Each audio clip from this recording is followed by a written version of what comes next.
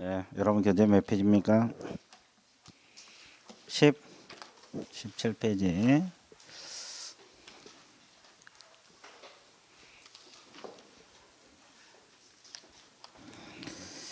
이제 게시 의무 할 차례죠?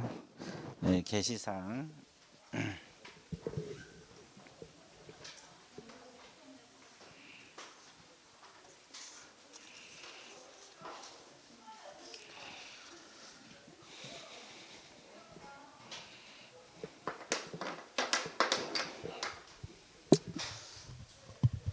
준비되었습니까? 예, 게시사항 들어가 볼게요. 우리 과목에서 중개업을 하려면 사무소 보기 쉬운 곳에 게시하고 영업하라 그랬죠? 게시사항이 4가지가 있어요. 거기 보면은 등록증 원본 게시하라 했어요. 등록증 원본 동그라미에서 원본. 자, 등록증을 게시해야 되는데 원본을 게시해야 됩니다. 그죠? 등록증 원본입니다. 게시는 무조건 원본이라고 생각하면 돼요. 근데 법인은 법인 등록증 게시하면 딱 맞아요. 그럼 분사무소는 뭘 게시하겠어요? 신고 확인서 원본입니다. 그것도 원본 동그라미 가로에. 자, 그다음에 보수 실비 요일 및 한도일표 게시하라 그랬죠. 왜냐하면 고객이 알아야 되니까 보수 요일표 보고 알아야 되니까. 그다음에 개공하고 소공 자격증 원본입니다. 원본 동그라미에서. 자격증도 원본 게시해야 돼요. 근데 해당되는 있는 경우 가로 안에 그게 무슨 말이에요? 있는 사람만 게시하라. 그러면 개공 소공 중에서 없는 사람 있습니까? 있어. 중개인. 그래서 중개인은 게시하지 않는다. 똑같은 말이야. 게시하지 않는다가 아니라 못한다는 소리죠. 그래서 중개인들은 안 한다 이 말이에요. 됐어요? 자, 그 다음에 보증 설정 증명서 이것도 원본입니다. 자, 이것이 이제 작년에 출제가 됐거든요. 원래 출제가 안 되다가 작년에 출제가 됐어요. 그래서 이제 게시사항 4가지 그 옆에다 적으세요. 자, 우리가 실무교육 받으라 그랬죠. 그러면 실무교육 수료 쪽은 게시사항에 들어가 안 들어가? 안 들어갑니다. 그 옆에 적어 놓으세요. 또 섞어 놓으면 막상 또 헷갈려. 실무교육 수료증 X. 실무교육 수료증 X. 게시 안 해요. 그러면 사업자 등록증은 안 합니다. 여기 우리 중개사법상 그건 게시 의무는 아니에요. 사업자 등록증 X. 그죠? 그다음에 우리가 또 경공매 배우잖아요. 경공매 수료증은 게시하에 들어가 안 들어가? 안 들어가. 경공매 수료증 X. 자, 이거 옆에다 적어 놓으세요. 막상 또 막 섞어 놓으면 헷갈려. 그것이 별것도 아닌데. 그래서 이제 우리가 기본적으로 게시할 것은 등록증하고 자격증하고 보수 요일 및 한도액표, 그다음에 보증 설정 증명서로 몇 가지? 4가지. 자, 이걸 위반하면 100만 원 이하 과태료 부과 사유가 됩니다. 이해됐어요? 자, 보관은 놔두세요. 어차피 뒤에 나오니까. 그다음에 이제 뒤에 넘겨 보세요. 18페이지. 자, 사무소 명칭 사용 의무, 사용 금지 의무가 나와 있어요. 자, 사무소 명칭 사용 의무도 있고 사용 금지 의무가 있어요. 자, 명칭 사용 금지 의무 이렇게 나옵니다. 자, 그러면 자, 개공은 사무소 명칭 써야 되죠. 어떤 명칭만 써야 돼요? 자, 공인 중개사 사무소 이 명칭만 쓰든지. 자, 또 하나가 부동산 중개 둘 중 하나 아무거나 쓰면 돼요. 됐죠? 자, 그러면 호박공인중개사 사무소 이렇게 쓰면 맞아요? 틀려요? 맞습니다. 공인중개사 호박사무소 이렇게 쓰면 맞아요. 공인중개사 사무소 호박 그래도 맞아요. 그러면 문자 배열은 자유롭다 자유롭지 않다? 자유롭다. 여기도 마찬가지. 호박 부동산 중개, 부동산 호박 중개, 부동산 중개 호박 그래도 된다. 됐어요? 자, 그러면 개공 중에서 중개인들은 자격증이 있어요, 없어요? 그러면 부동산 중개만 써야 돼. 자, 이걸 쓰면 돼야 안 돼요? 왜? 자격증이 없으니까. 그러면 개공이 이걸 위반하면 어떤 제재 들어갑니까? 100만 원 이하의 과태료. 과태료 들어가. 그럼 중개인이 이걸 위반했을 때 똑같은 100만 원 이하 과태료요. 그래서 이제 여기는 또 제재가 다 비슷비슷해요. 자, 100만 원 과태료. 그다음에 또 5개 광고물 표기할 때 성명 들어가야 되죠. 성명, 성명을 표기해야 되는데 어느 정도 크기로 표기해야 돼요? 인식할 수, 알아먹을 수 있는 정도 크기. 그래서 구체적인 규격은 없고 알아먹을 수 있으면 돼. 그죠?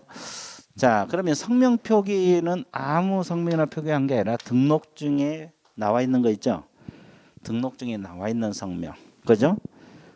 그리고 이제 법인은 대표자 한 사람, 분사함수는 누구? 책임자 한 사람만 표기하면 돼요. 자, 이 표기 위반에도 100만 원이요. 과태료. 됐어요? 자, 그러면 이렇게 과태료는 부과받을지언정 지금 간판이 잘못돼 있잖아요. 그러면 이제 과태료 난 내고 말겠다. 끝까지 버텨야 되겠다. 그럴 수도 있잖아요. 그럴 경우는 등록관청에서 철거를 명할 수 있어요. 등록관청이 명할 수 있는 관청이에요. 시도의사가 아니고. 그러면 위반하면 그래도 말 안 들면 대집행 들어갑니다. 이제 대집행은 어느 법에 의해서? 행정대집행법. 뭐 대집행법이 따로 존재해요. 그 법에서 대집행. 뭐 민사집행법 그럼 또 틀려버리고. 됐어요? 그래서 이제 성명 표기하라. 그죠? 또 명칭 표기하라. 그죠? 자, 끝. 자, 그다음에 여기 금지 의무는 또 뭐예요?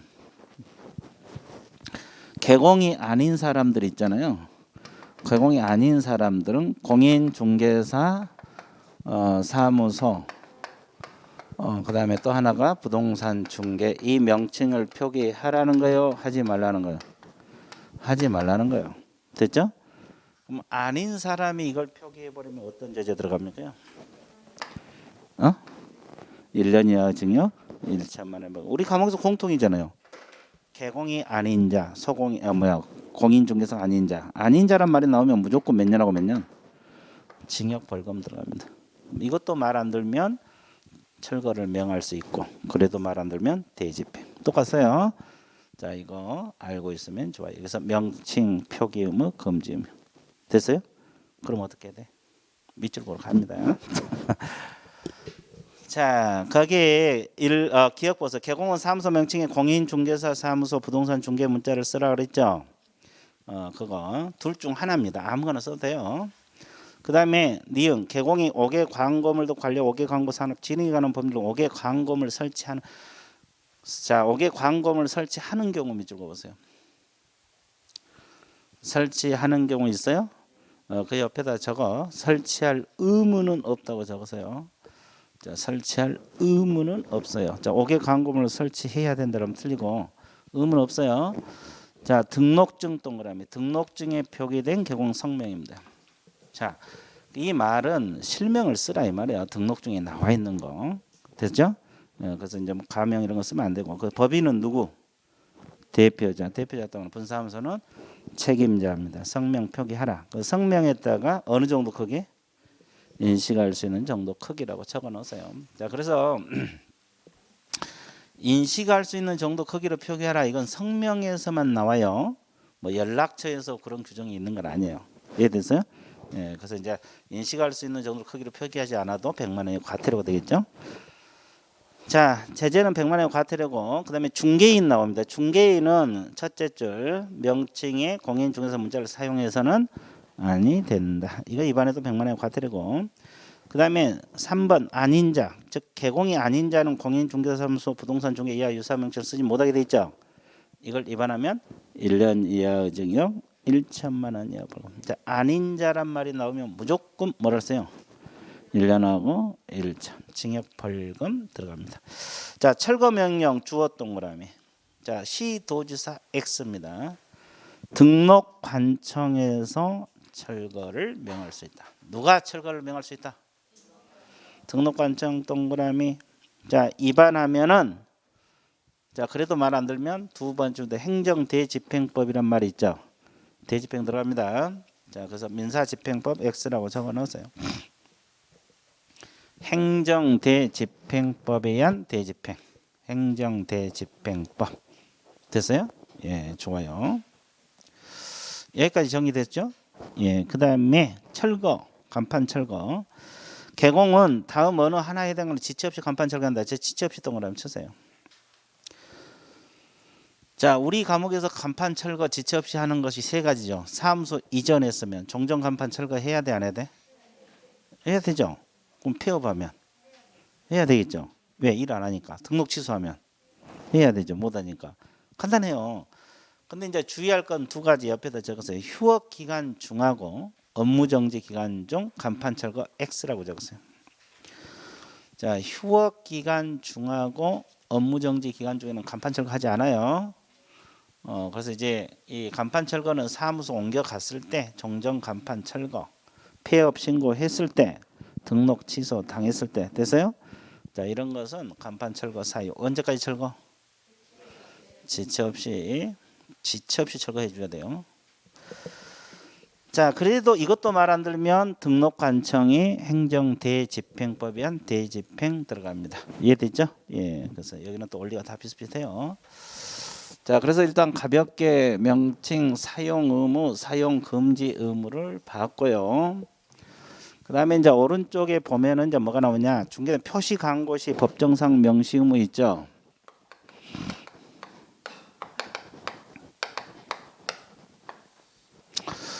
자, 법정상 명시를 하라. 이거 의무입니다. 자, 그래서 이제 이거 의외로 시험에 자주 나와요. 자, 양갈 1번 보세요.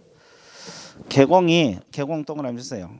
개공 주어 동그라미 쓰세요. 의뢰받은 중개된 표시 광고를 하려면 중개사무소 개공에 관한 사항으로서 대통령령에 관한 사항을 명시하라 그랬죠. 대통령이 정한 사항이 양가로 2번입니다. 그리고 이제 보조원에 관한 사항 명시해서는 아니 된다. 그 밑줄 보세요. 자, 보조원에 관한 사항을 명시해서는 아니 된다. 이 지문. 자, 보조원 관련 사항은 광고할 때 내면 안 돼요. 자, 이거 중요하고, 그다음에 양가로 2번은 별표에서 이건 무조건 외워야 돼요. 이게 단독 문제로도 시험에 자주 나오고, 다른 내용하고 섞어서 자주 나와요. 자, 표시 광고 시 명시할 사항, 사무소 명칭 반드시 표시해야 돼요. 자, 아까 사무소 명칭이 뭐였어요? 호박 공인중개사 사무소. 그렇죠. 그다음에 소재지 명시해야 되고, 뭐? 소재지. 그다음에 연락처 및 등록번호. 자, 등록번호가 작년까지 안 들어갔는데 이제 올해 들어간 거죠. 연락처하고 등록번호, 개공 성명 들어갑니다. 자, 생각해 보세요. 상호 들어가죠? 소재지 들어가죠? 연락처하고 등록번호 들어가죠? 개공 성명 들어가죠? 그 말은 허위 광고하라 하지 말라. 하지 말란 소리예요. 허위 광고하면 다 나오잖아요. 뭐 연락처, 등록번호, 성명, 그죠? 그래서 이제 이거 명시 사항이 시험에 자주 나와. 이것이 단독 문제로도 자주 나옵니다. 그래서 반드시 외워야 돼요.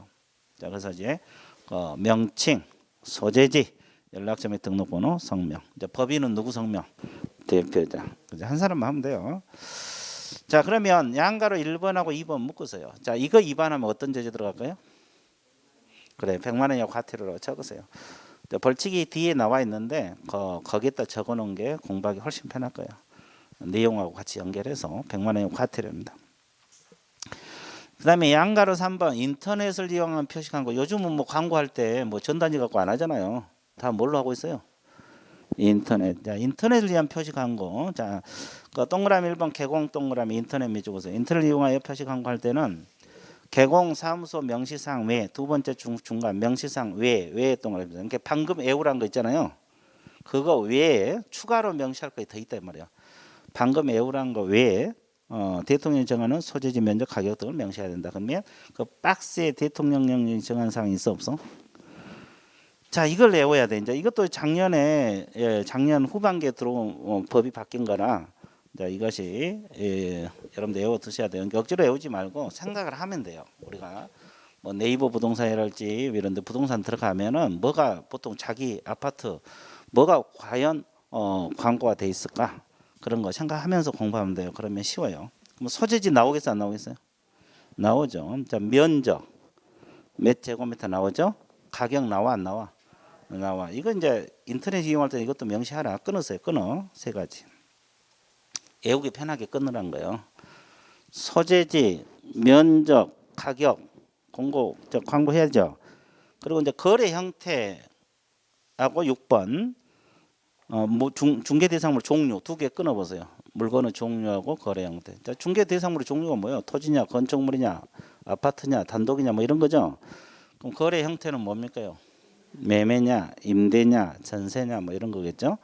자, 그래서 이것도 명시를 해야 되고 이거 다 나와 있잖아요. 네이버 부동산 들어가면 그러죠.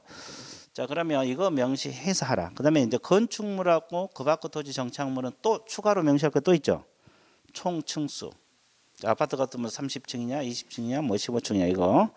총 층수. 그다음에 사용 승인, 사용 검사, 준공 검사 받은 날. 자, 이런 거. 자, 건축 연도가 보통 명시를 하잖아요. 그다음에 이제 방향 끊어 보세요. 자, 방향 명시해야 돼, 안 해야 돼? 해야 돼요. 남향이야, 동향이야, 뭐 다 명시돼 있잖아요. 또 방의객수, 욕실객수 두 개 끊어 보세요. 자, 방 몇 개짜리냐, 욕실 몇 개냐, 이거 다 나오거든요. 들어가 봐, 다 나와요.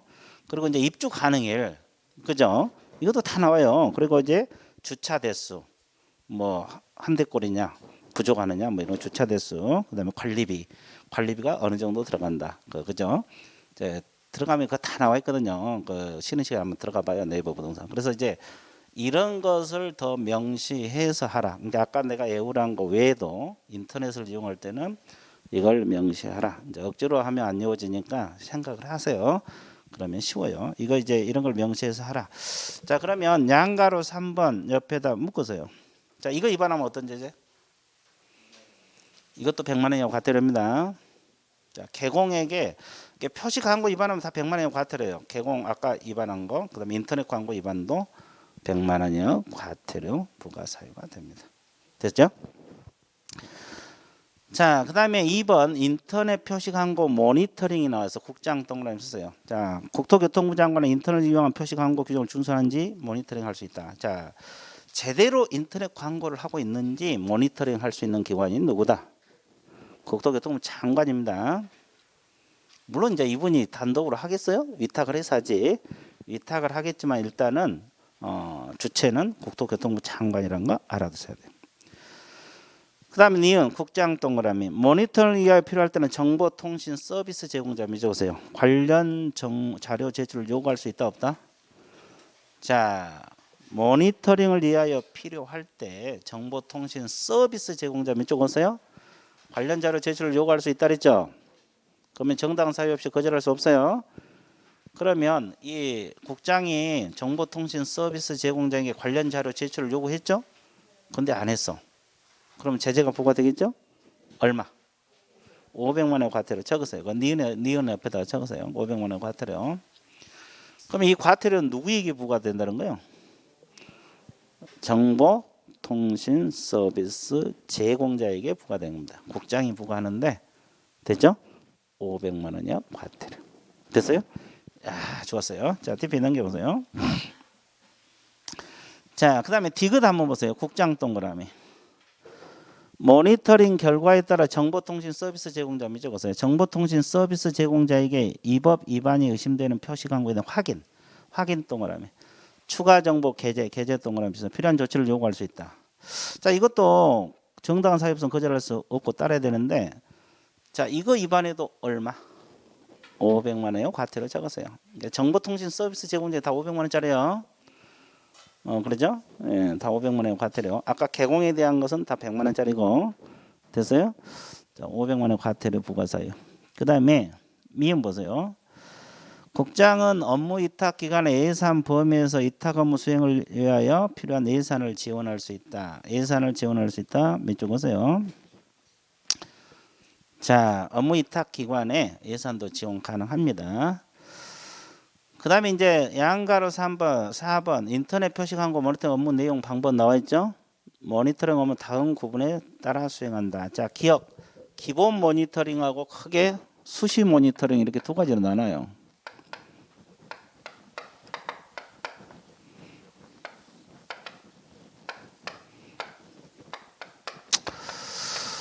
자, 기본 모니터링하고 수시 모니터링 이렇게 두 가지 나오는데, 기본 모니터링은 기본 계획서에 따라 분기별로 이루어진 거예요. 자, 기본 계획서에 따라 분기별 몇 적으세요. 자, 이거 분기별로 이루어진다. 이건 이제 기본으로 깔아야 돼요. 이 기본 모니터링이요. 기본 계획서에 따라 뭐에 따라서 분기별. 자, 이게 작년에 이 지문 하나가 출제가 됐거든요. 이게 작년 8월 달에 개정이 돼서 작년에 이 지문 한 줄만 나왔어요. 다른 건 안 나오고. 이제 이 파트는 이제 여러분들 열심히 해야 돼. 이제 올해는 한 줄 나와 있는데 작년에 6개월마다 기본 모니터링을 수행한다 이렇게 나왔어요. 맞아 틀려요? 뭘 따라서 분기별로 3개월 단위잖아요. 그죠? 자, 그래서 분기별로 수행한다는 거 일단 이걸 기본으로 깔아야 되고, 자, 그다음에 수시 모니터링은 말 그대로 뭐요? 수시로 국장이 필요하다고 할 때, 국장이 필요하다고 인정할 때, 자, 필요하다고 생각할 때 하는 것이 수시 모니터링. 말 그대로 수시로 하는 거죠. 자, 이걸 기본으로 깔아야 됩니다. 자, 기본 모니터링은 기본 계획서에 따라 분기별로 하는 거, 수시는 국장이 필요하다고 판단하여 실시하는 모니터링이다. 됐어요? 예, 필요할 때마다 하는 거지. 자, 그다음에 2번 모니터링 업무 수탁 기관을, 그러니까 위탁을 해서 하죠. 그럼 수탁 기관을 우리가 뭐라고 표현하느냐? 모니터링 기관이라는 표현을 써요. 무슨 기관이라는 표현을 해요? 모니터링 기관. 자, 그래서 모니터링 기관은 인터넷 표시한 거 모니터링 업무를 다음 갖고다 계획서 동그라미. 이 계획서를 국장에게 제출해야 돼요. 어떻게 모니터링 할 것인가 이 계획서를 제출해야죠. 누구에게 제출? 국장에게 제출하라 했어요.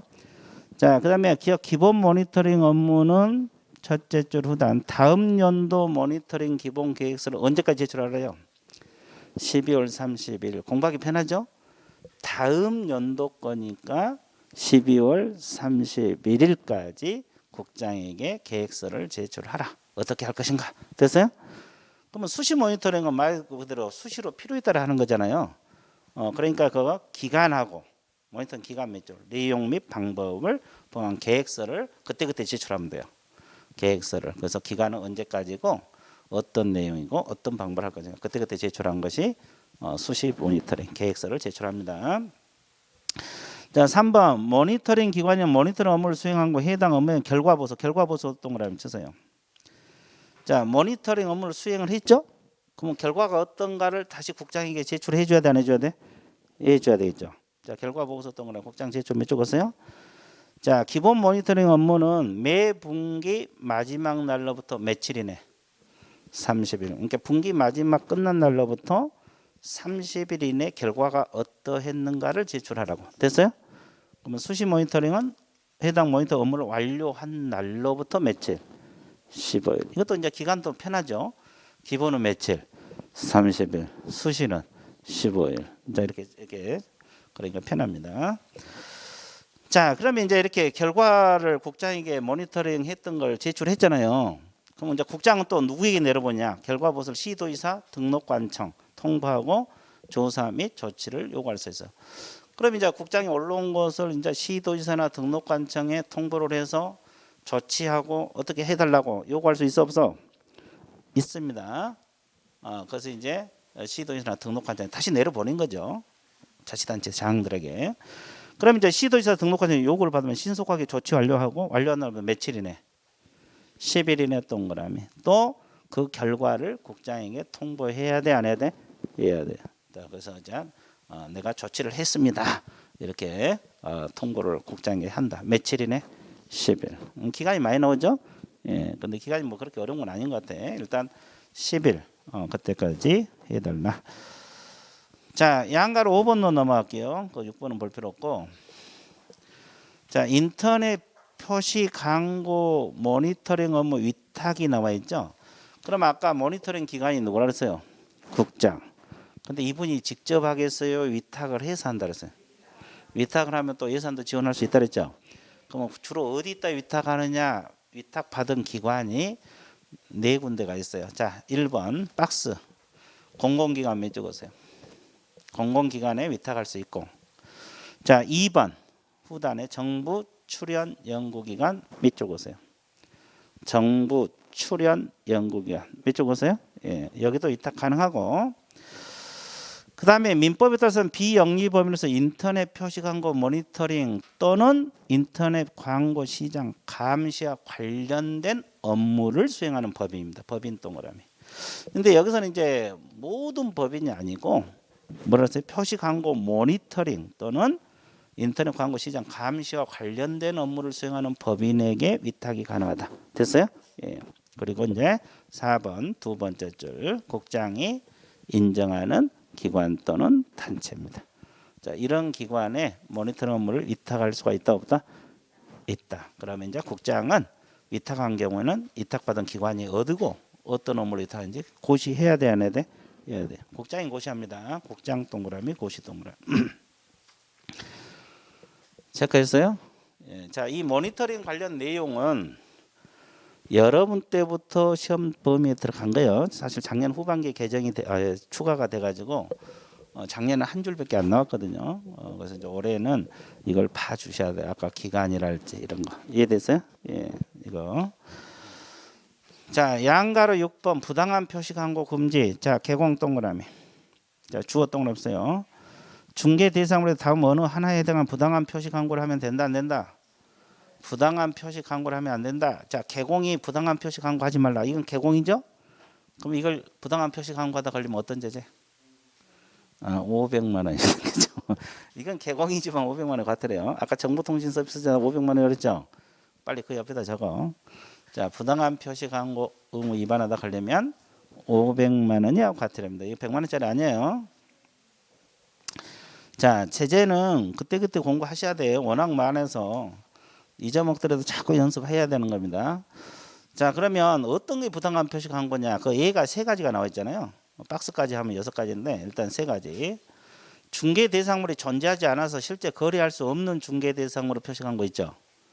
그럼 중개 대상물이 있어 없어? 근데 표시 광고했어. 허위 매물을 올렸다는 소리 아닙니까? 그러죠? 물건도 있도 없는데 광고했다는 소리 아닙니까? 이게 부당한 표시 광고예요. 이거 걸리면 얼마? 500만 원이요. 과태료 부과 사유가 돼요. 그래서 이제 지금 작년부터 이게 단속이 들어갔잖아요. 그러니까 그 네이버 부동산 같은데 뭐 50%, 80%가 사라졌다 그러잖아요. 매물이. 그죠? 하다 이렇게 거짓말로 많이 올려놓으니까. 그러죠? 예. 그래도 지금도 좀 뭐 중복 매물도 많고 그러던 아직도. 근데 이제 이걸 걸리면 이제 개공이 허위 매물 올리다 걸리면 얼마? 500만 원 과태료. 그다음에 이제 중개 대상물 가격 등 내용 사실과 다르게 거짓으로 표시 광고하거나 과장되게 표시 광고.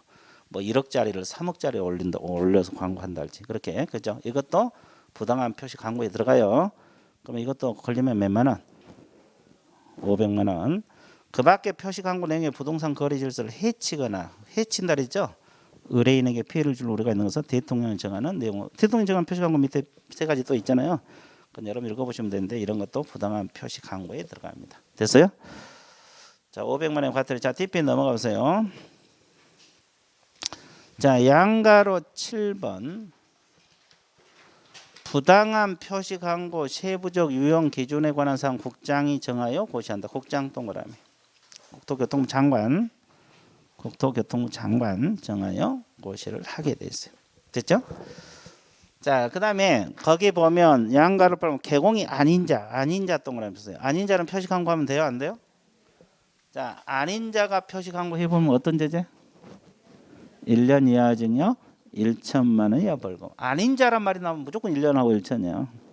그죠? 어떤 내용이 됐건 간에 뭐 공인중개사가 아닌 자, 개공이 아닌 자, 그죠? 1년하고 1천입니다. 자, 그러면 거기 개공이 아닌 자가 표시 광고를 해버리면 이분들 신고를 했어. 누가 고발을 했어. 그럼 포상금 줄까? 자, 개공이 아닌 자로서 표시 광고를 하길래 옆에서 고발했다니까. 그럼 그 사람한테 포상금 줄까? 안 줘요? 왜 안 준다고 생각하세요? 그냥 안 줄 것 같아? 아주 좋았어요.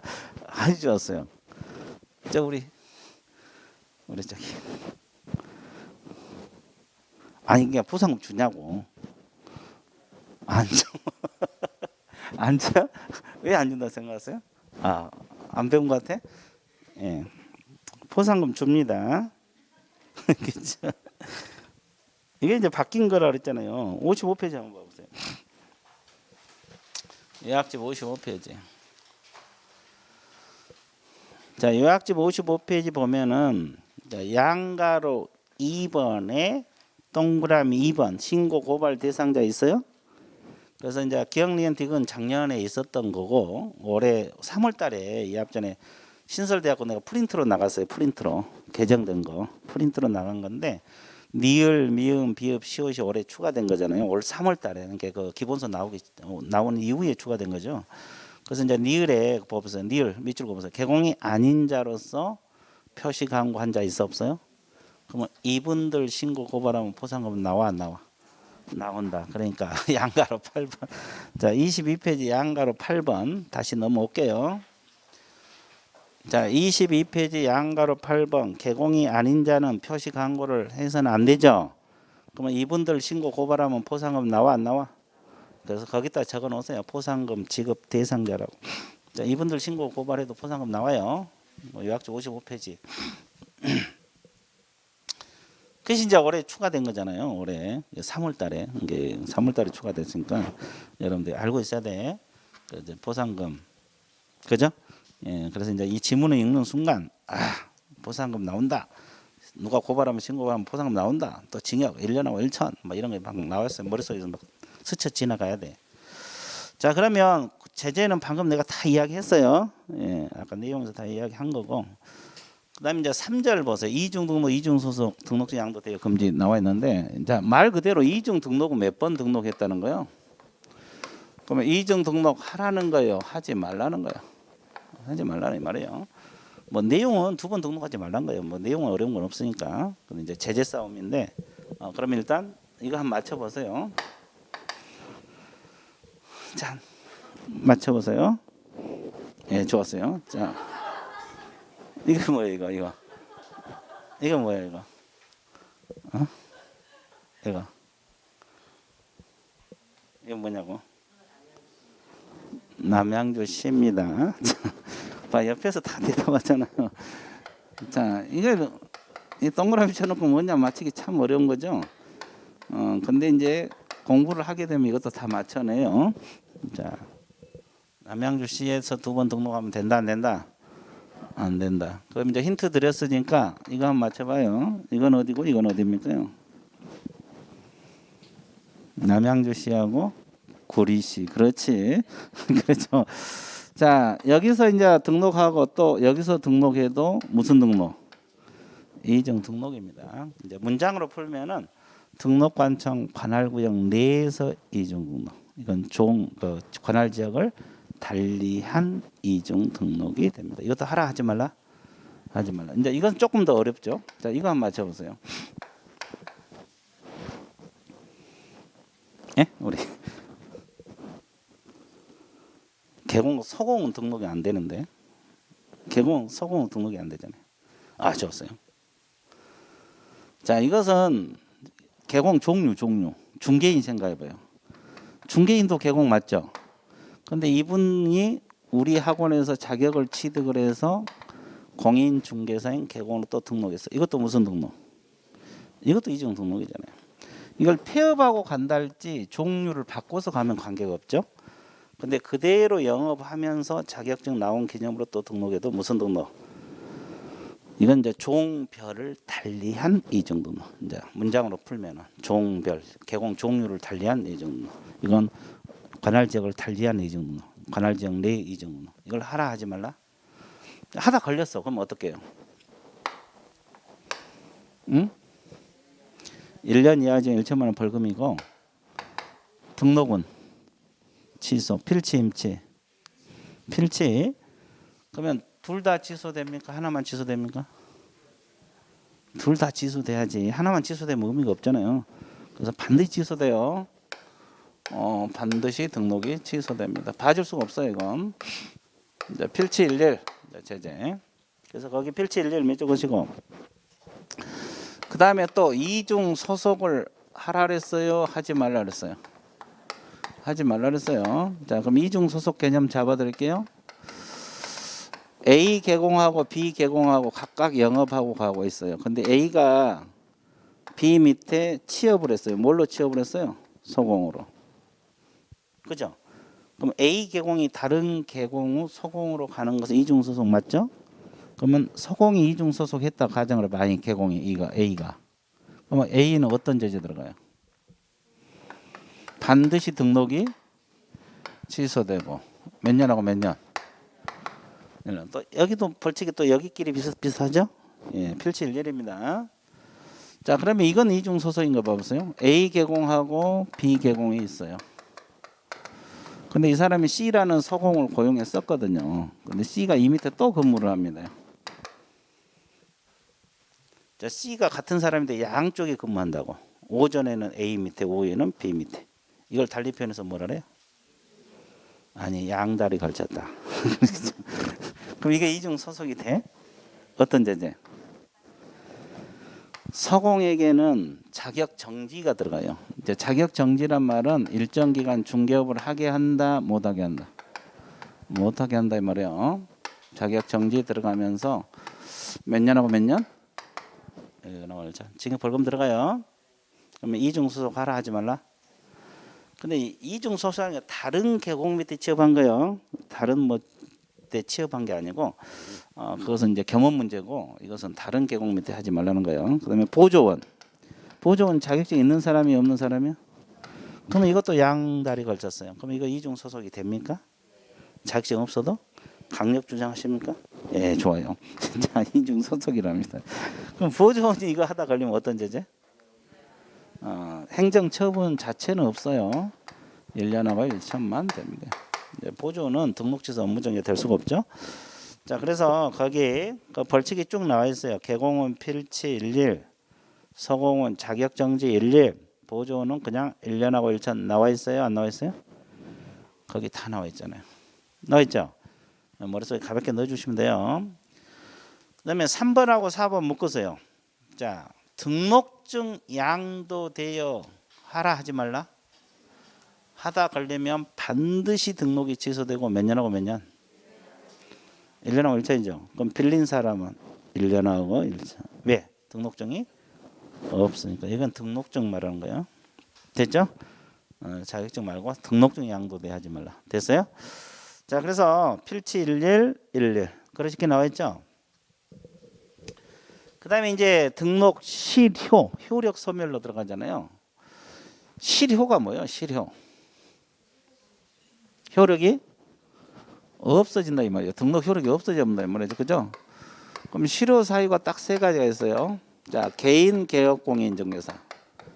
개인 고공이 뭐 하거나 법인 개공이 뭐 했을 때 해산돼 버리면 효력이 없어져 버려요.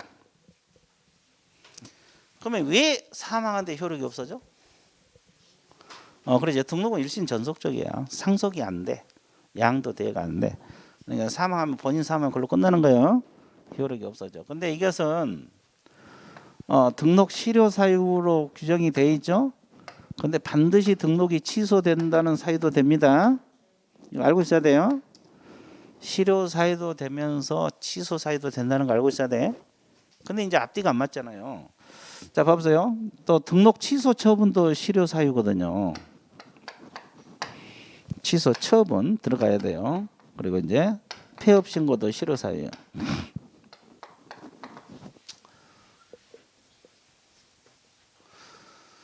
자, 그러면 이 A 개공이 쭉 영업하고 하다가 사망을 했다 가정을 해봐요.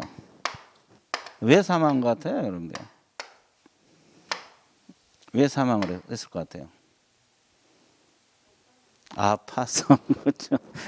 아파서 그래 아파서 사망했어. 그러면 자 그러면 효력은 이때 효력이 없어져 버려요. 사망했을 때.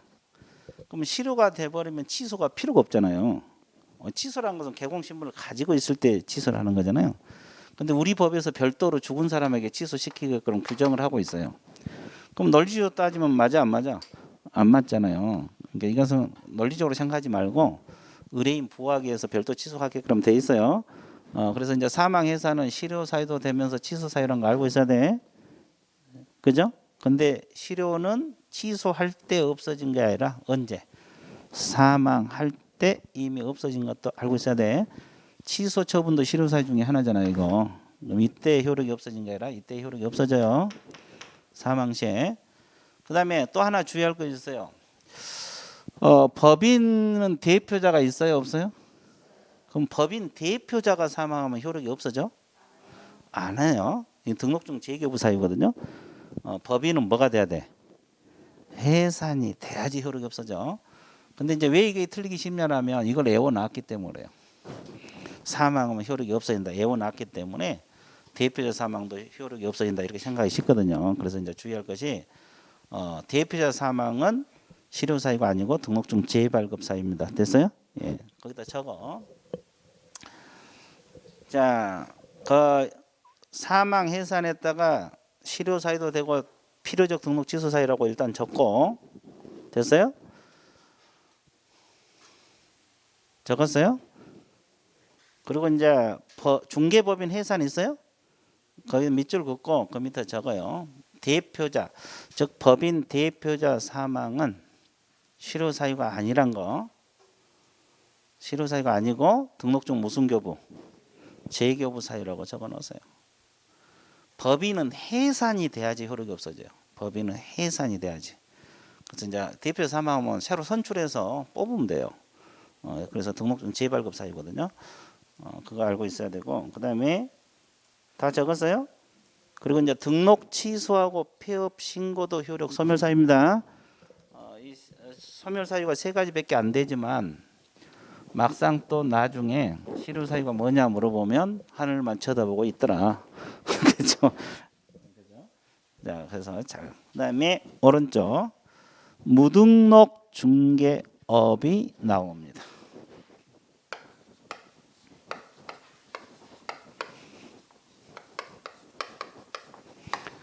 그럼 무등록이란 말이 뭐예요? 등록을 했다 안 했다? 등록을 하지 않고 중개업을 한 사람이 무등록입니다. 이제 대표적인 게 이거 하나죠. 등록을 하지 않고 영업했다. 등록을 하지 아니하고 업무를 했다. 이거 대표적 이거 하나 아닙니까?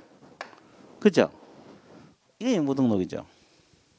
등록하지 않고 영업했다. 자, 그러면 또 하나 유형을 뭘 보냐면 이거죠, 이거요.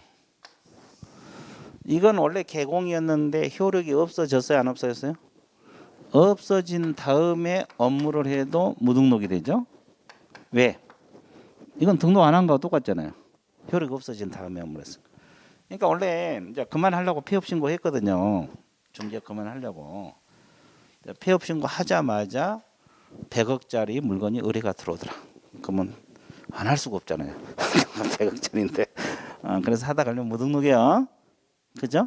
예. 그래서 이제 폐업 신고 이후에, 취소 처분 이후에, 사망 이후에는 뭐 자식이랄지 이분들이 보조원이랄지 이분들이 할 수도 있잖아요.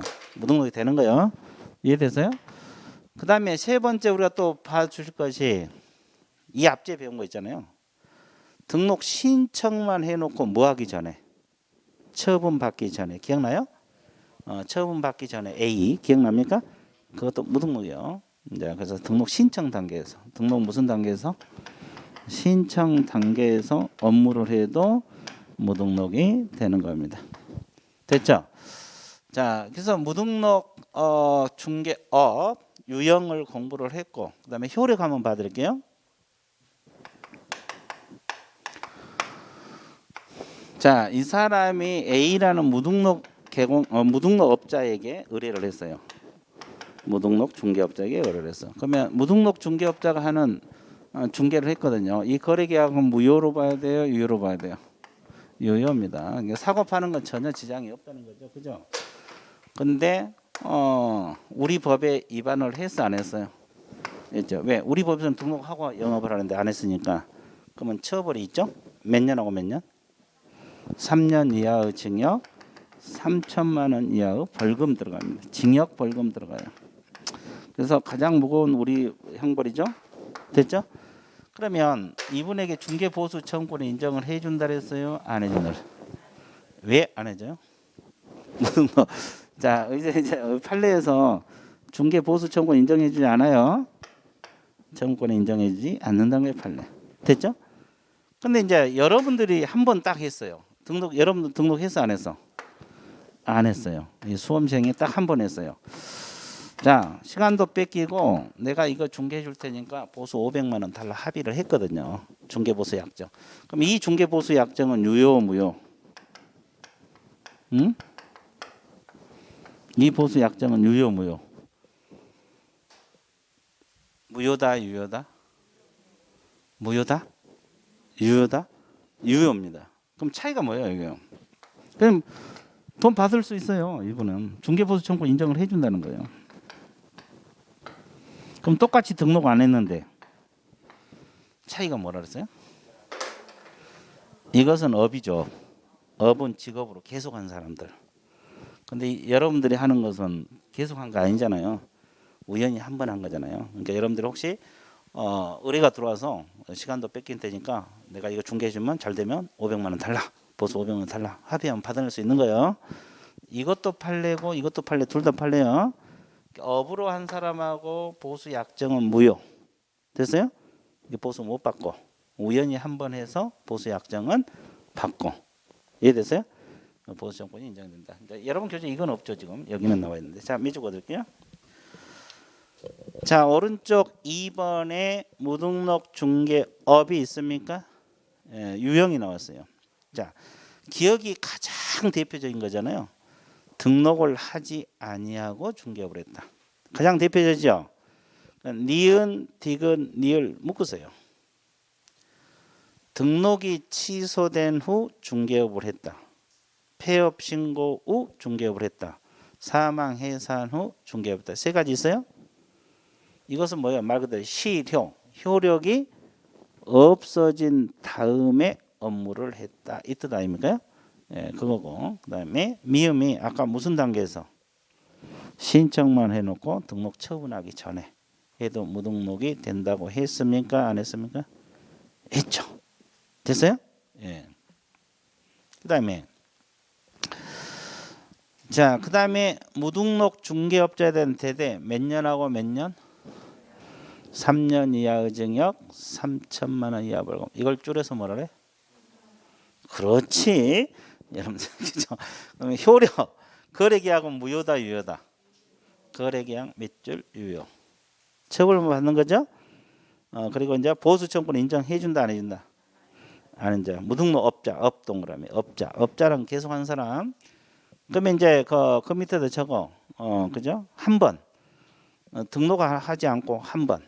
이것은 중개보수 청구권 인정. 이렇게 적어 놓으세요. 이제 한 번 등록하지 않고 한 번 한 것은 보수 약정은 유효고 중개보수 청구권은 인정을 해 줍니다. 중개보수 청구권 인정. 자, 한 번 했을 때는 중개보수 청구권 인정을 해 줘요. 자, 둘 다 판례입니다. 둘 다. 그러니까 무등록 중개업자란 것은 말 그대로 업으로 한 사람. 말 그대로 뭘로 한 사람? 업으로 계속적으로 한 사람을 말한다. 여기까지 이해됐어요? 자, 쉬운 것 같아? 어려운 것 같아? 네, 좋아요. 전혀 무반응이다. 그렇죠. 그렇죠. 그래서 이제 이 무등록 중개업자 같은 경우는 사실 공부할 건 많지 않잖아요.